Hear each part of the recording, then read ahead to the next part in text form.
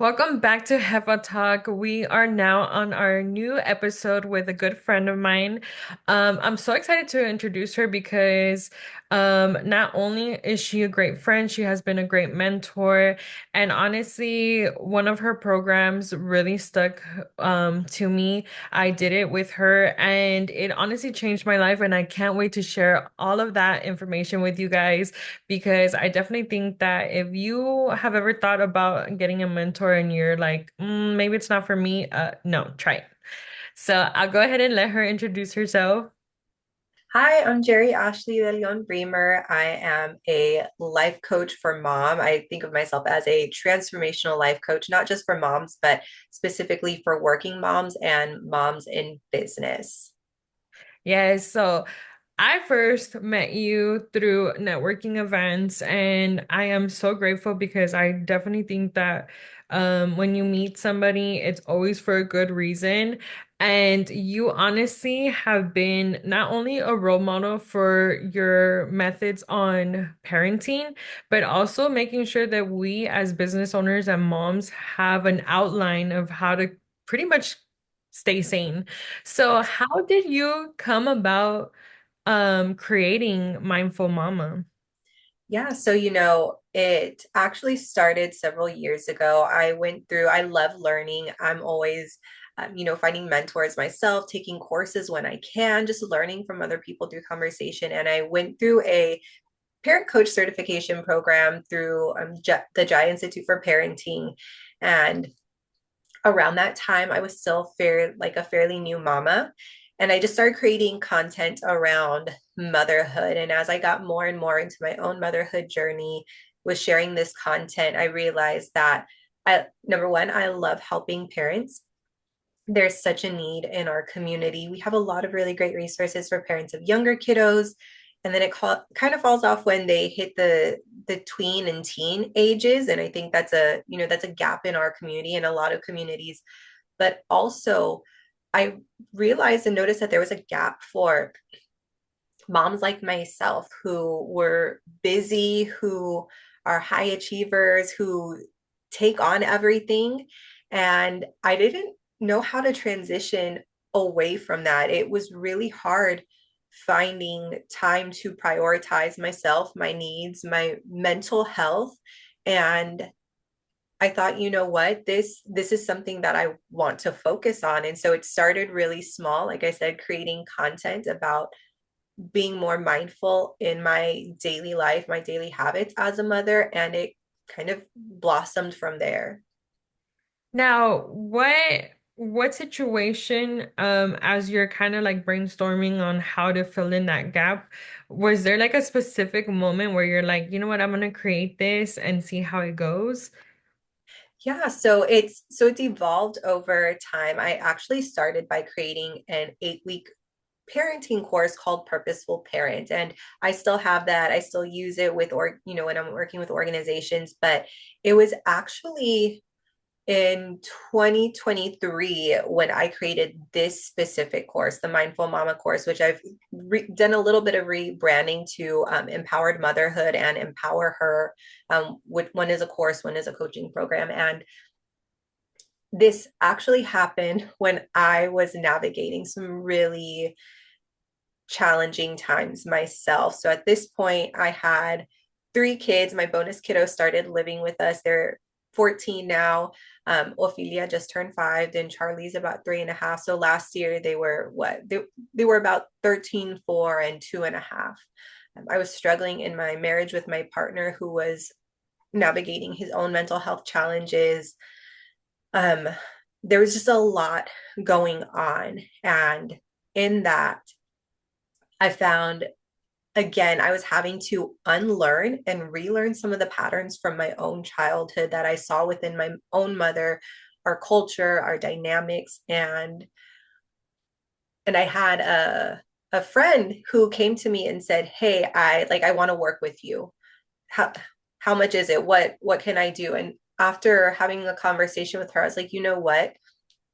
I'm going to create this course." That was kind of like the pushing moment for me. It wasn't just that, it was things leading up to it. I had, a lot of moms reaching out saying, I want support, I want help, but I can't afford coaching. And so I want I want resources, quality resources to be in front of mothers, to be in front of community that are affordable and practical and sustainable. So I created actually the course first.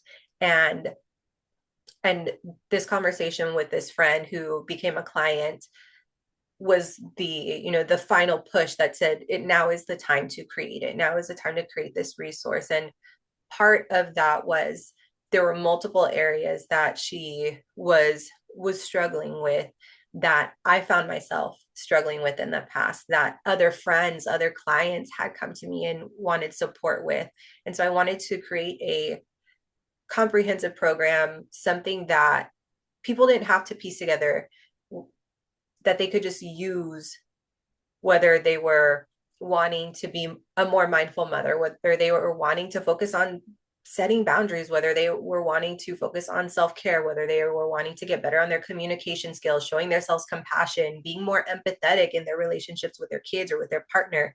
um, and so that was kind of the big aha moment, was I do have the tools. I've been navigating these waters for years, and now is the time to create something that can help other women and mothers who are experiencing the same things that I'm experiencing.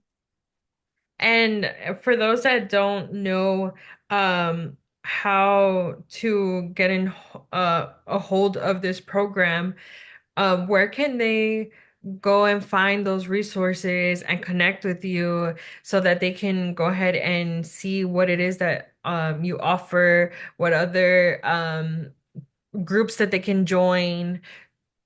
Yeah, absolutely. So you can follow me on social media at Jerry the Mindful Mama on Instagram and on TikTok. I post different things on those platforms. So if you follow me on both, you're going to get different, not different versions of me, but just different types of content that I share. Um, and you can also check out my website, themindfulnessco.com.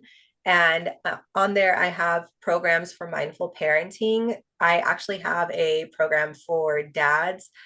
And my signature programs are the ones for Mom Empowered Motherhood, which is a self-paced course that I was talking about, and then Empower Her, which is based off the course, but it's a coaching program, a small container for women where we dive deeper into these topics, and you have a mentor, accountability, you have more community. I also have some free resources on there. You can grab my Calm Mom Kit. I'm actually working on a couple of other things right now that I'm really excited about to help with morning and evening routines, because those are sometimes the most chaotic times for us as moms who are also entrepreneurs or have other things going on. And that I have a ton of free resources. If you are needing something right now and you are not able to invest, don't worry, I got you. I love that. And trust me, you guys, I for one was always very skeptical of things like that because I always thought like it's not really something that I need to spend on. It's not really something that I can afford. Do I really need it? They're probably just gonna tell me things that I already know. And honestly, as somebody that has been through two of the programs already, it has changed the way I treat myself, the way I have relationships with others. And one of the things that I I ask myself all the time in one of the programs that you had us write down our core values. And I find myself always asking myself when I'm doubting certain situations, like, does this align with my core values? Hmm. Has helped me so much in setting boundaries, not only as a mother, as a friend, as just a woman in general. And I think that for anyone that's having to find themselves or has had trouble setting boundaries, or like just trying to manage on like how do I make an outline for myself so that I'm not going crazy. I definitely recommend it. It has really been a game changer. Not only that, but I think one of the first times that we spoke when I had a consultation with you, I had struggled a lot with my oldest, where he is very emotional. He's very like touchy because his physical touch is his love language. Yeah, For me very that fair. for me that I have been through trauma and abuse, it has been one of the biggest triggers for me. And one of the things that I never have ever thought about, and I remember we were having our consultation and you asked me like, have you ever sat and talked to him and just told him like, ask me permission before you do it? And it was like a light bulb, and I was like, why haven't I ever thought about that? And Yeah. honestly, it has changed our relationship so much because now Elias, he'll ask me like, "Mom, is it okay for me to hug you?" Or, "Hey, Mom, I really want to give you a kiss." And so he'll show me, and he has that boundary now with me, and it has changed our relationship so much that I'm like very thankful that I came across this program and came across you as a friend. Um, Now also, because I've struggled with that a lot, it was very hard for me to communicate that with my parents. I do come from being adopted by my grandparents, so the age difference is a big old gap, and their traditions and my traditions are so different. And that's one of the things that I struggled with so much of how can I communicate my wants and my needs to them when they might think that they're silly. Have you ever had to navigate that with your parenting? Like, have your parents ever gave you negative feedback of like this isn't really something that's needed, or why are you pretty much having people look for parenting advice when why? Yeah, I have. It's very interesting. My dad specifically sometimes struggles with the boundaries I set. He takes them very personal, and I've noticed this pattern when I'm working with individuals, when I'm working with mothers, and they're sharing stories with me. I deeply resonate because oftentimes when we're setting boundaries with people who maybe um, lack their own boundaries, it can be really hard and it can feel really personal. It can feel like a personal attack on them. It feels uncomfortable for them. And one thing that I encourage clients, and I do myself, is to let them hold that. That is not my responsibility. They are allowed to feel uncomfortable. They are allowed to feel upset about my boundaries. They are allowed to not like them. But one thing they are not allowed to do, and this is where most people struggle with boundaries, they are not allowed to cross my boundaries. If you cross my boundaries, there will be a consequence, and not a consequence and like a threat, like I'm going to do this. But the consequence might be if you're going to cross my boundaries and you're not going to respect the way I'm raising my kids, we're just not going to come around as much. And I'm okay with that because the way I'm raising my kids is more important to me. Protecting their peace, protecting my peace, protecting my energy is more important to me than making my grown father comfortable.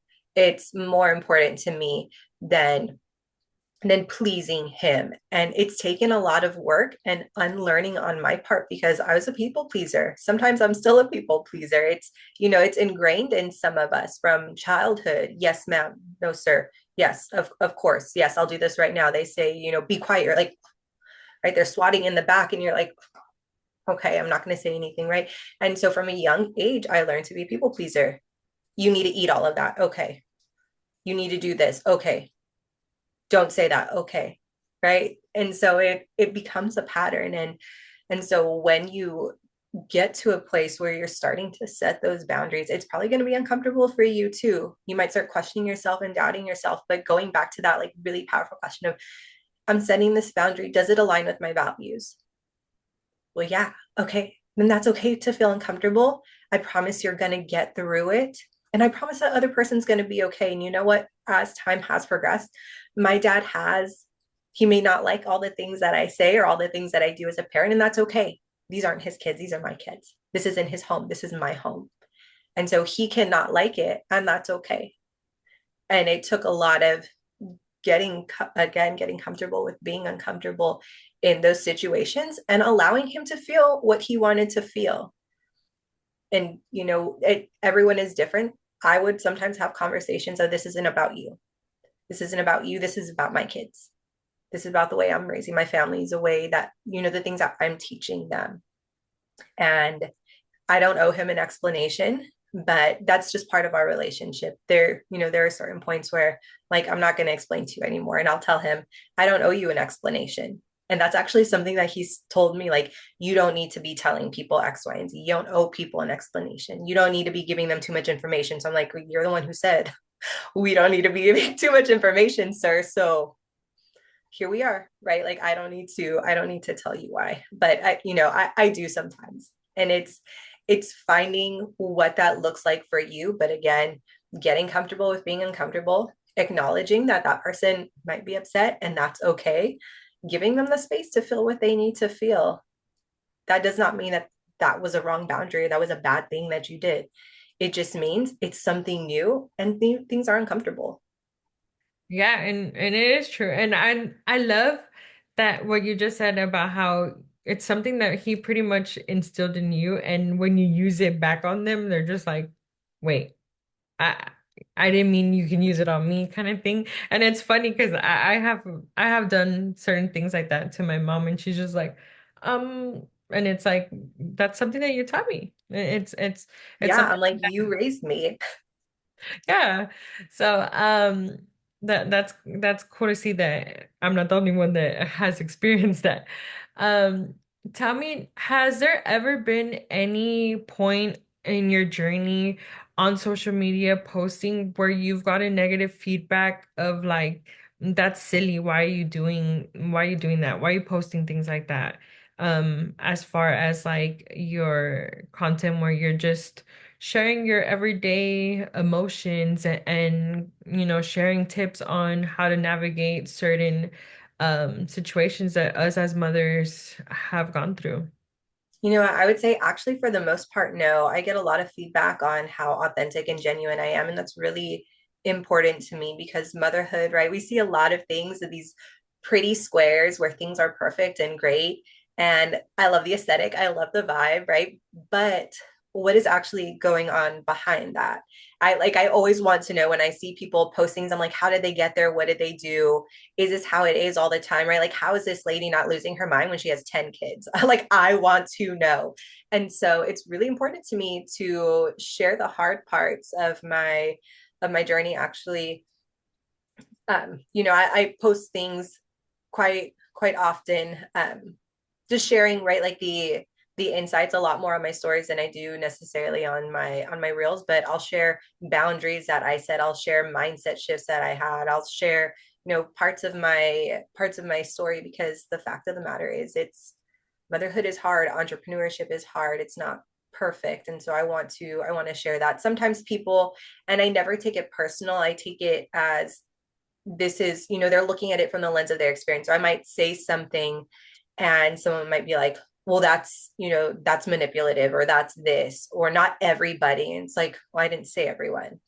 Right? Like I didn't say this applies to everyone. I didn't say that that was a purpose, but maybe you're reading into it as such because that was an experience that you had. So I never take those things personally because I know that everyone is looking at my content through the lens of their personal experiences. Now, I love whenever we have conversations, and I feel like you're very knowledgeable when it comes to, like you said, different people's perspectives. And I feel like that's a very hard to come across nowadays. So, what has shaped you, or what experiences have you had that have been able to influence you in having that mindset of like putting yourself in other people's shoes and understanding where there might have, their walls up for certain exercises that you offer? It's a great question. I think I can think of several things throughout my life. I've always been very attuned to people's energy, to people's emotions, to reading in between the lines. I think that's part of one of my gifts. If you believe in things like healing and that kind of energetic, um, I think that's one of my gifts. But aside from that, there's also something called Mindsight by Dr. Dan Siegel, and it's essentially looking at things beneath the surface. It's kind of like, it's weird. It's kind of like being a detective. It's like, this is what I'm seeing, right? This is what I'm seeing. This is what they're saying. But I wonder what's actually going on. And so it's taken a lot of practice over the years to have that level of mindset and attunement to be really quick to be like, hey, I noticed this. I'm wondering if this is what's going on. Um, it's it's a lot of paying attention to what's not being said because you can say something, but I can guarantee you most of the time, because this is a skill, to feel comfortable and confident saying what you mean is a skill that has to be developed. And when you grew up in a home like mine where you didn't say what you meant, right? Like you kept your mouth shut. You listened to what you were told, you did what you know, you did what you're supposed to do. It's a skill to say what you mean and mean what you say. And so I was just having a conversation with my husband recently, and I wanted to engage in this New Year activity with him. And he said yes, but I could sense some hesitancy. He was giving me excuses. And I said, I wonder if there's a little bit of fear there. He paused for a moment. He said, actually, yes, you're right. I'm a little worried about X, Y, and Z, and I'm feeling some anxiety around it. I said, yeah, I, I could sense that. And I want you to know this, this activity, this, thing that I want to do with you is not meant to be anxiety inducing. It's meant to be something fun and creative where we can, right, just like see what the possibilities are for ourselves, for our future, and really just a fun way for us to dream. And I could hear him like take a big breath because we were on the phone on the way, on the way home. And when we got home, again, like the energy started to shift. I could sense him going back to that place of fear, of anxiety. And I, again, asked a question, said something else.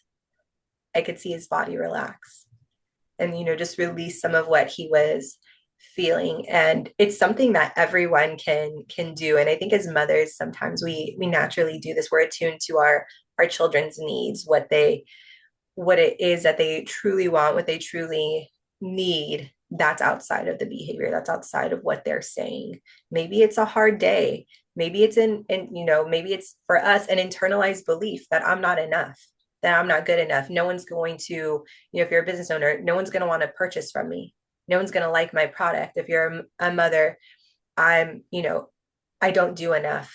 The other moms at school do X, Y, and Z, and I never do that. I don't have the time, right? We tell ourselves these stories and these things.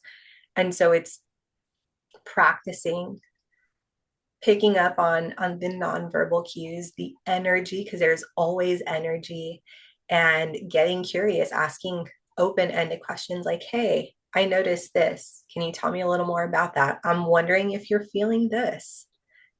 And we start to build this skill of being more attuned to what's really going on.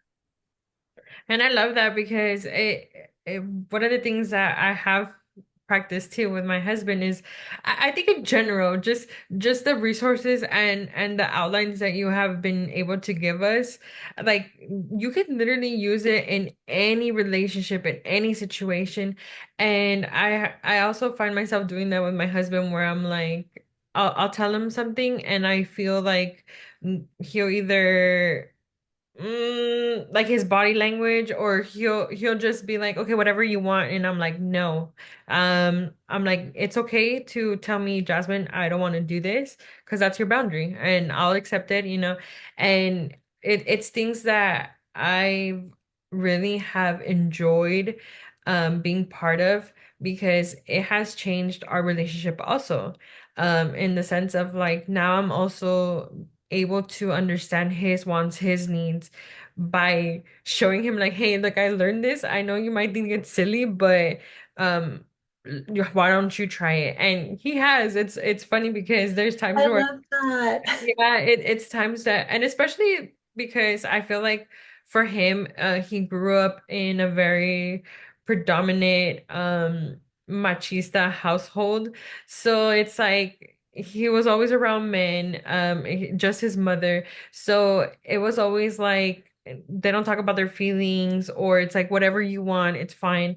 And so I've been able to print out some of the worksheets that we were doing, and I'm like, look, I know, especially him, he thinks everything that has to do with like therapy or things like that is like, oh, that's silly, that's not for me. And I'm like, you'll be surprised. And so there has been times where we share it and he's just like, wow, that's crazy. Like I didn't think about it. Or like, I never thought that I can do that or that you would be okay with it. And I'm like, yes. I'm like, yes, because it can't just be whatever I want. I have to also consider like your feelings and your wants and your needs, and like we have to come to an understanding together, because the last thing I want you to do is feel like, oh, Jasmine always gets what she wants and I Yeah. have to like go with it. And it's like, no, because we're a team. Yeah, girl, that's so powerful because when I created this, one of my intentions was, well, I guess two things. Number one, to help women build skills because communicating is a skill. Like clearly communicating is a skill. Knowing what your needs are and then communicating what those are is a skill. Asking for what you want, setting those, right? I said setting boundaries because it's so important. Showing yourself compassion, showing your partner compassion and empathy because they're also on their own journey with coming to the table with skills that they've learned and beliefs about men or who they are that they've internalized. And so it's so powerful to hear that you've been able to take this because it's not just about the therapy, it's about unlearning and relearning the skills that maybe we didn't actually fully develop in our homes when we were growing up because no one actually taught us how to have healthy disagreements. No one taught us how to clearly communicate our needs. No one taught us how to set those boundaries. And so I'm so glad that you all have been able to use that together. Yes, it's been great.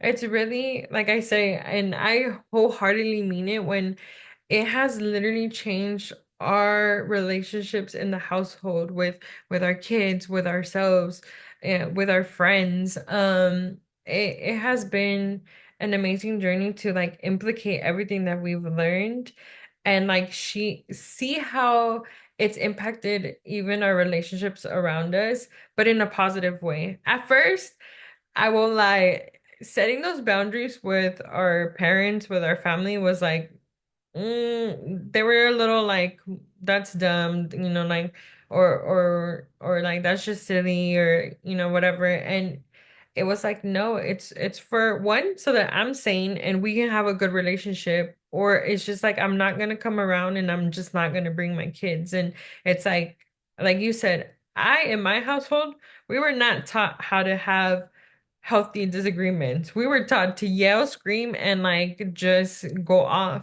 And for me, it was so hard to unlearn that, even with my spouse. Like I found myself most of the time whenever we would fight, I would be the one to get really angry and really heated, and he would be so calm, and it would just piss me off even more. Like, how are you so calm?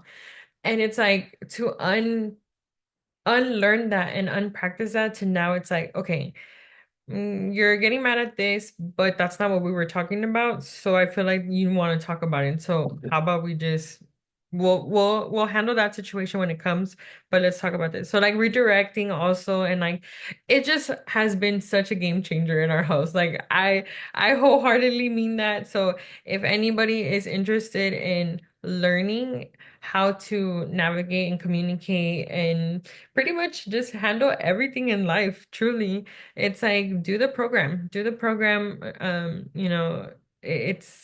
It's really been amazing. So I'm very thankful.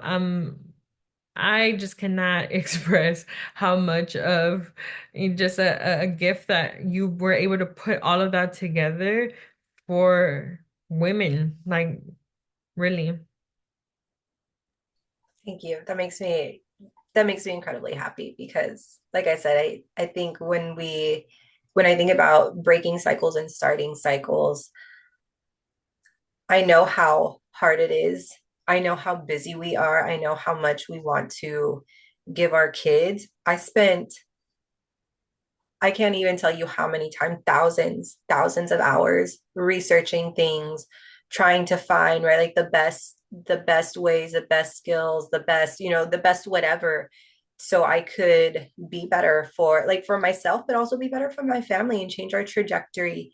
And putting this together was really an act of, of love to myself, to the women before me, to the women who are coming after me, to my community. And so I'm so glad that you've been able to really take it, internalize it, and see the value in multiple aspects of your life, because it's not just about being a better mother or wife or entrepreneur. It's about, right, like how that then overflows into who how we show up in our community.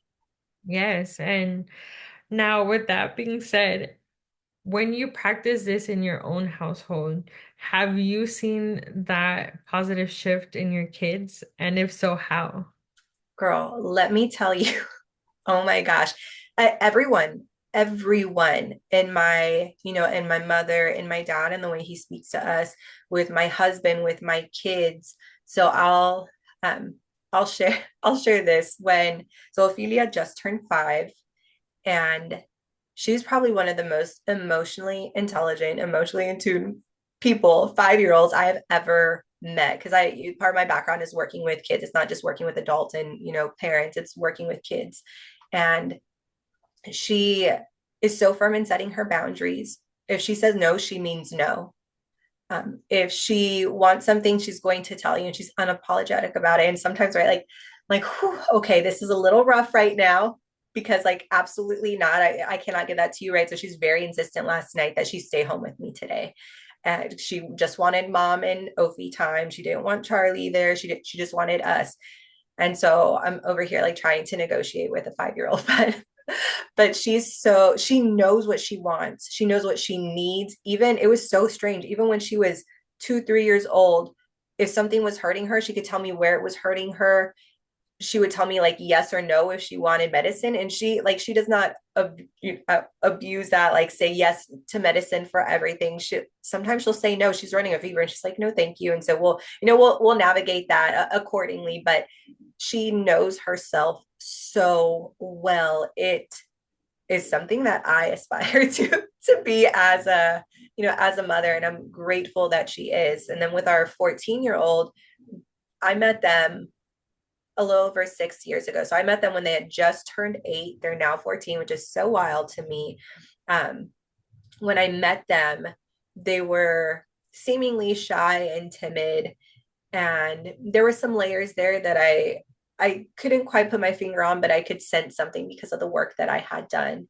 And it's been about 3 years since they started living with us, and to see them from who they were then to who they are now. And obviously, right, they're going to grow because they were 8 and now they're 14, they're a teenager. But to see the level of self advocacy that they have, to see them working to regulate their emotions, to see them using the same language that I do with the kids, to see them, start to become this person that I wish I could have been when I was their age, is so incredibly powerful. And they're still working on it.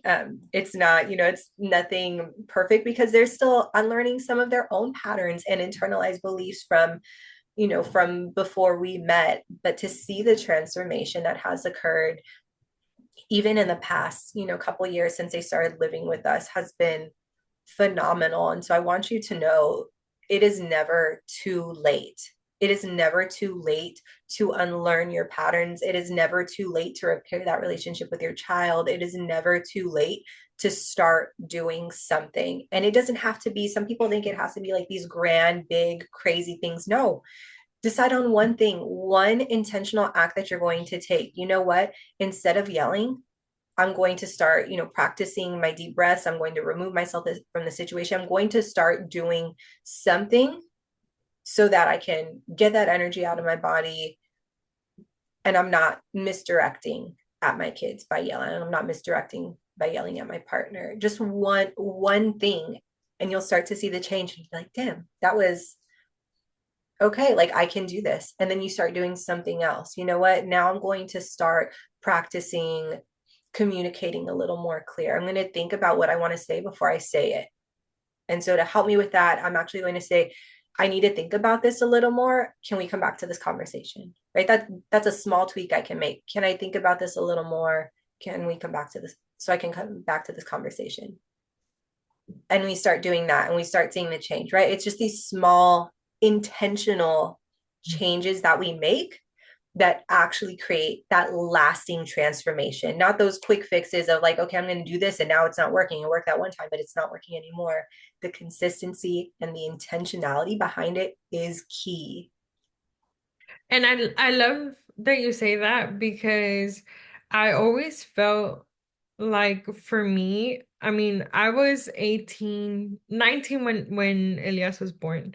So I was practically a baby raising a baby. And it's like, of course you on social media and you read that your firstborn goes through the worst because you're like learning how to be a parent. And when you and I met, Elias was like 2 years ago. So to me, he was at that stage where I was like, ugh, like he's gonna be already set in his ways. The attitude is gonna be there. Like I'm like it's sad to say, but I will admit, as a mom, I would have conversations with my husband and I would tell him like, I feel like I let him down in a sense that I feel like when I do things with the boys, like he notices, like, and he'll tell me like, well, we didn't do that, we wouldn't do that, and it makes me feel bad because I feel like I won't ever be able to get that time back. Like I just feel like I messed up on it, and just to add on to what you say, it's never too late, and it has changed our relationship so much that, like you say, it's those little like intentional changes that I see in him that even when we have arguments now, like we used to argue like if we were brother and sister, and it's like I hate to admit that, but it's true. Like we It would just happens. would just clash so Get much. caught up. Yes, we would just clash so much, and I always jokingly would tell Adrian like Elias tests my gangster so much, like I just cannot. And now Yep. it's like now if I'm upset, instead of just like having this word vomit, because that's the last thing that I ever want to do is just like talk to him out of anger. Like there's times where I'll just be like, you know what? I don't want to talk right now. Like I don't want to talk right now. Like I'll talk to you when I'm ready. And he does it back to me now, where it's like when he's either disappointed at me or, of course, because we're not perfect, he'll tell me, you know what, mom, I don't want to talk right now. And he goes to his room and I give him that space instead of chasing him down, like, no, like I'm the parent, you're gonna listen to me. And Yeah. it's like when he's calm and I'm calm, we get to sit back, um, sit with each other and then we'll talk and he'll tell me like, honestly, mom, it's because what you said hurt my feelings, or, like, yes, I'm sorry I disappointed you, but at least and so now we're able to healthily talk and communicate. And that to me is like has been so awesome to see in him because as he's growing up, they have an attitude, they have everything, and so it's like hard to navigate, but it's like those little changes that I see in him where I'm like, okay, I can communicate with him. Like I can tell him what he needs to do, what I'm expecting out of him, and it's like it's not going through one ear out the other. He actually sits with it and he'll like, okay. And there's times where he's like, well, I don't want to do that. I don't feel like that's necessary for me. And as much as that's hard to accept, Oh, it's hard. yeah, It's so because I'm hard. like I find myself I don't know if you have Going back right to I'm thinking like I don't know who you think you're talking to. Telling me that.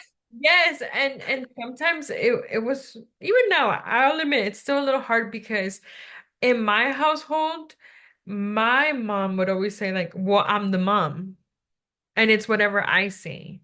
And so Yeah. having to unlearn that myself was like very, very hard because it's like she would tell me like, "You're giving him too much control," and it's like, "No, I'm giving him space to be himself."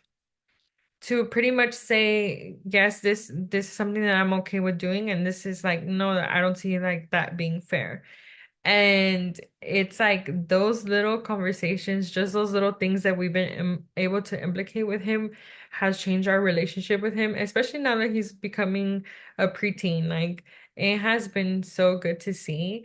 And so just to kind of add on to what you say, it's never too late. It's never too late to put those little things in your conversations with your kids because for me, I always thought like, oh, Elias and me are gonna have not a good relationship because he's always gonna remember me being the mad mom, the one that's always like irritated and everything. And it's like, no, it has changed our relationship for the best. And so yeah, that was just to add on to that.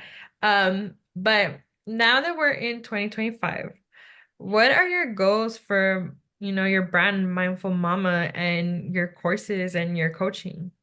Yeah, so actually I created this course in 2023 because of, a lot of feedback that I had been getting. And like I said, I wanted something that was comprehensive, that was holistic, that was going to be, like have a little bit of the frou-frou mindful, the mindfulness stuff, because I do think it's really important. And I'll speak to that like a little bit from a cultural perspective in just a moment. But I wanted something where it wasn't like, okay, well, I have to get another course if I want to work on my marriage. I have to get another course if I have a teenager, or if I have kids who are little, I have to get another course. If it's first, like if I want to be more intentional in prioritizing my self-care, I have to get another course. If I want to work on my mindset as an entrepreneur, or just a woman in general, a mother, I wanted it to be something that focused on developing skills that were going to help you in all aspects of your life, skills that were going to be transferable between, okay, I can use this communication skill, whether I'm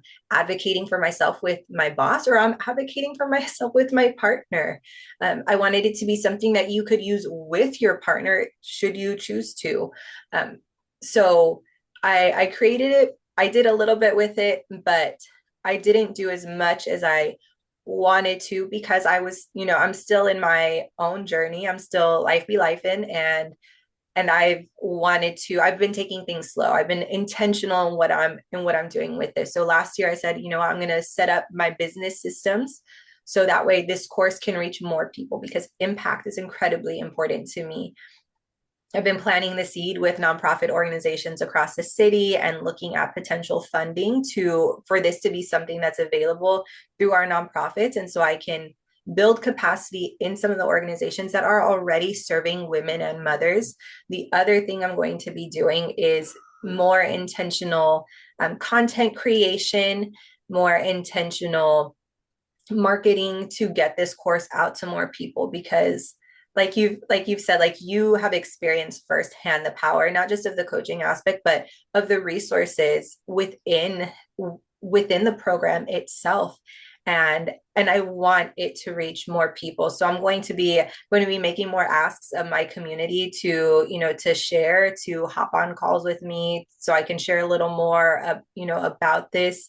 My content's going to be more aligned, and I want to say like pushing more people to this, but like sharing like how this can help you, how this can support you in the different aspects of your life. So in 2025, my goal is to be more intentional and specifically grow um, the impact and the reach of the course. My other goal is to support more moms through mentorship, through coaching. So I'm going to be opening up a group here in the next month or so for women who are looking for mentorship, and I would like that to be something that is just on a rolling and continuing basis. So those are the two big things as it pertains to this that I am working on, that I am focusing on, and continuing to pour into myself, to show what this looks like in my own life being implemented, not just in those that I work with, but like how's this actually impacting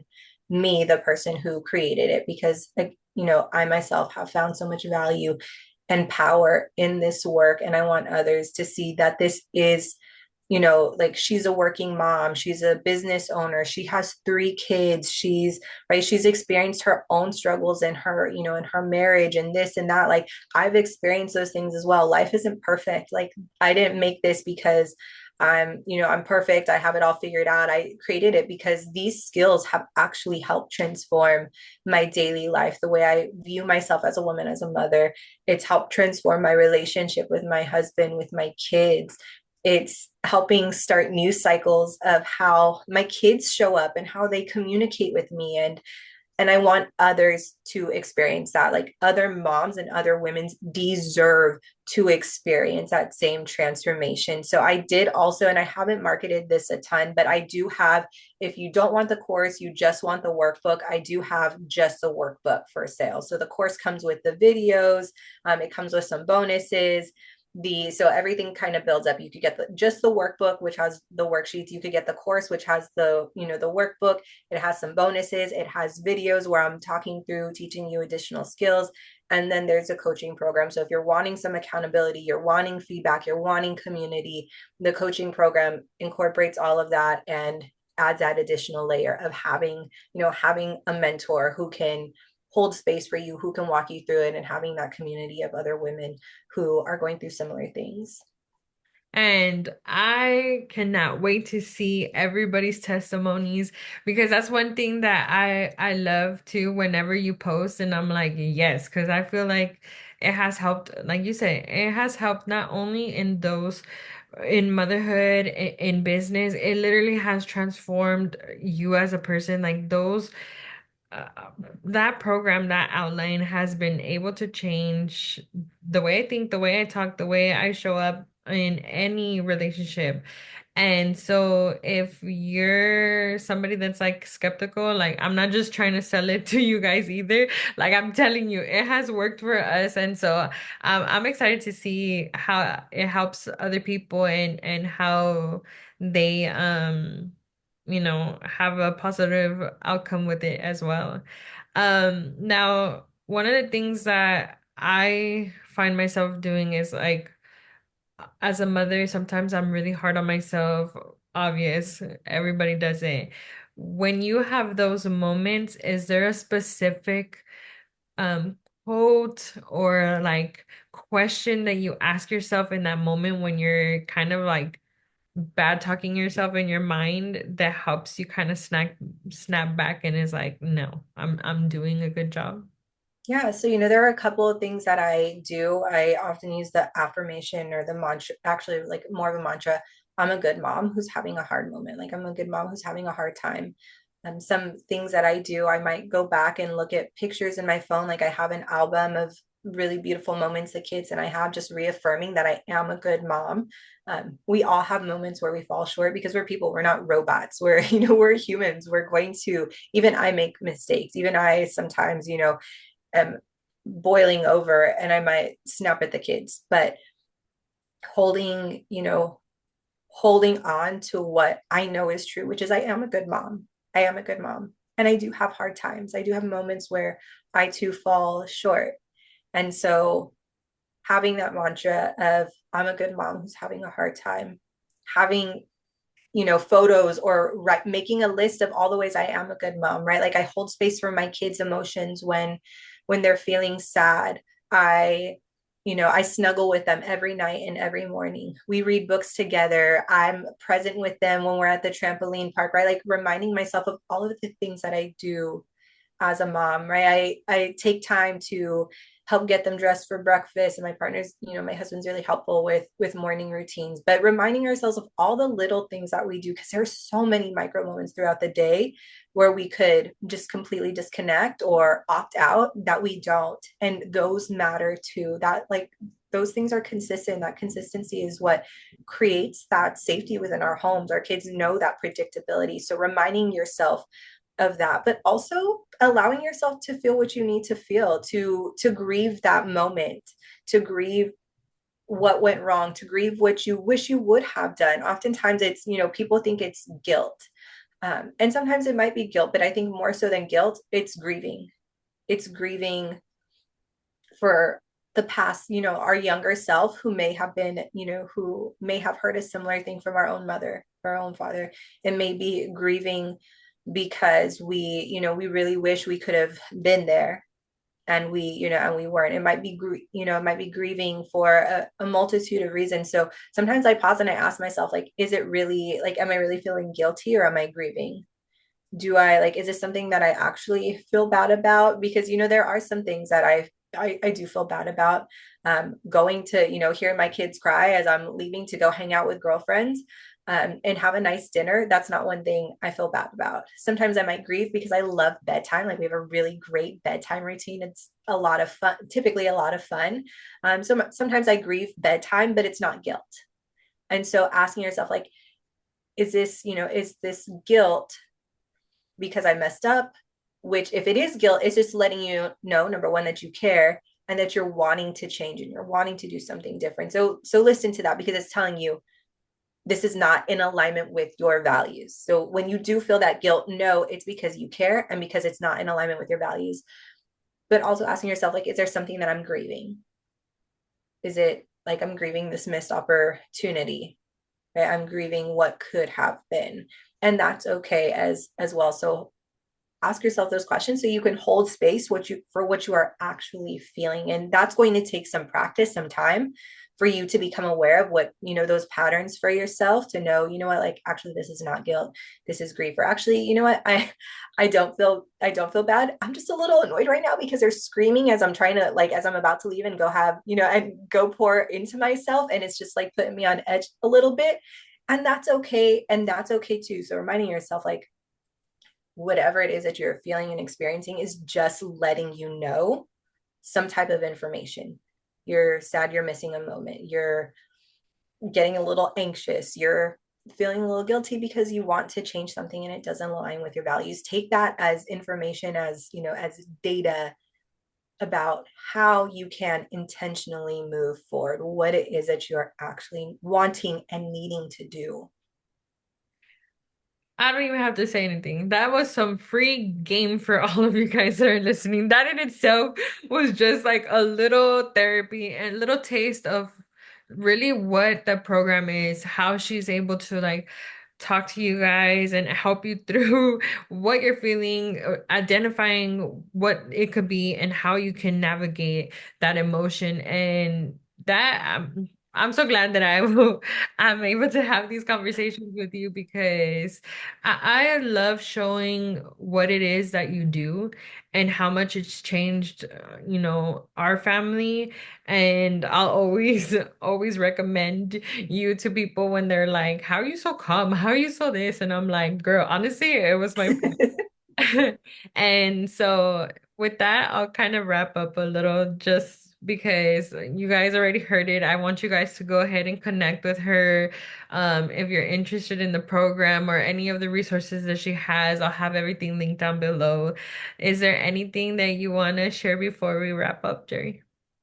We're starting a new year, but every day, like, this might sound so cliche, but every day is a new day and every moment is a new moment. Just because the morning didn't go the way that you wanted it to go does not mean that your entire day is ruined. You have the right, and you have the autonomy, the ability, the soul. You are the sole decider of how you want to move forward.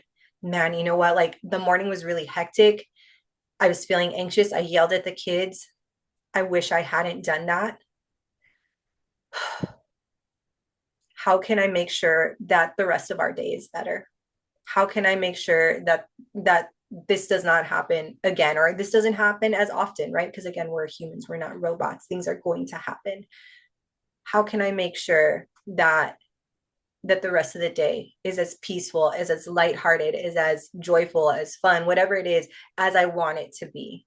Hold space for, right? Like, that grief, that guilt, it's telling you something, acknowledge it and use it to as a catalyst to decide, how do I want to move forward? This does not dictate everything else. This does not dictate the rest of my night. This doesn't dictate the rest of my week. This doesn't dictate the rest of my month, the rest of my year, whatever it is. You are the sole decider of how you are going to move forward. That doesn't mean move past the emotions. Hold space for what it is that you are feeling, acknowledge it, and then decide when you are ready how you want to move forward. Thank you so much, Jeri. I again appreciate everything you have taught, everything you've shared today. Like, as a former client that has gone through the program, like I thank you so much for putting all of this together and having something beautiful for us to go off of your coaching, your mentorship. Like it's people like you that are a gift, honestly, to others because you help us unbreak those bad habits that we have learned and you really shape us as in like making us better parents so that we are able to raise better little human beings because literally they're our future. So, just those little things that you have created is gonna not only impact families, but families to come. Thank you so much. And thank you so much for having me, Jasmine. I always enjoy our conversations, and I'm so honored that you continue to show up for community, to have these conversations with me, and to share your experience with others. It's incredibly powerful. No, thank you, friend. Well, I will have everything down below for you guys so that you guys can connect with Jeri. I'll link all her social medias, her programs, and her website. And we'll catch you guys on the next episode.